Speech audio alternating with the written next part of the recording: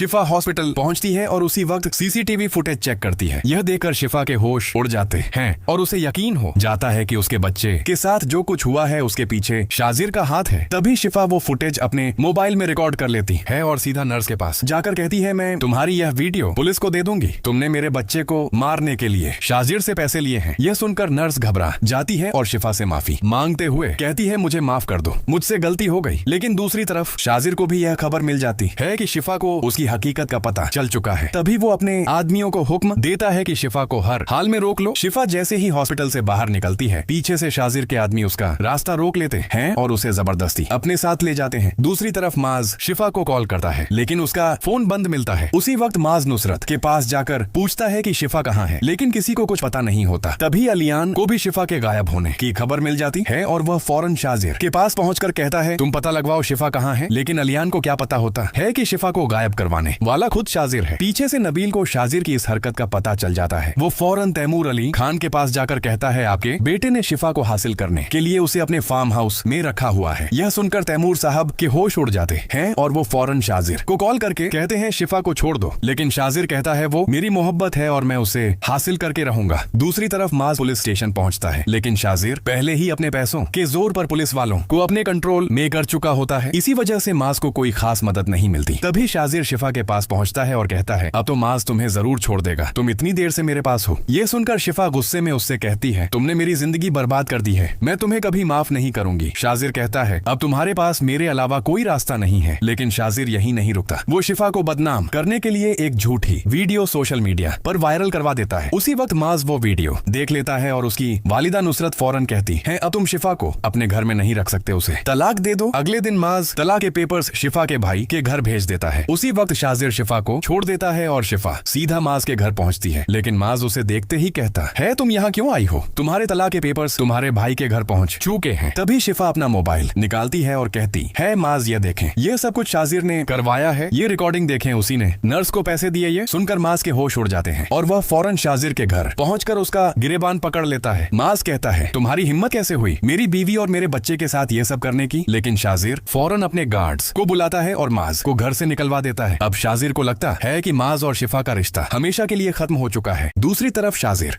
अलियान के घर पहुंचता है और कहता है, मुझे माज और शिफा के रिश्ते के खत्म होने का अफसोस है, लेकिन अगर शिफा चाहे तो मैं उससे शादी करने के लिए तैयार हूं।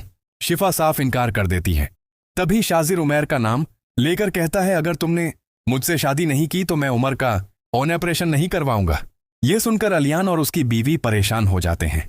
शिफा मजबूर होकर कहती है, पहले उमर का ऑपरेशन होगा, उसके बाद ही मैं कोई फैसला करूंगी। आखिरकार उमर का ऑपरेशन हो जाता है और शिफा शाजिर से निकाह के लिए हाँ कर देती है।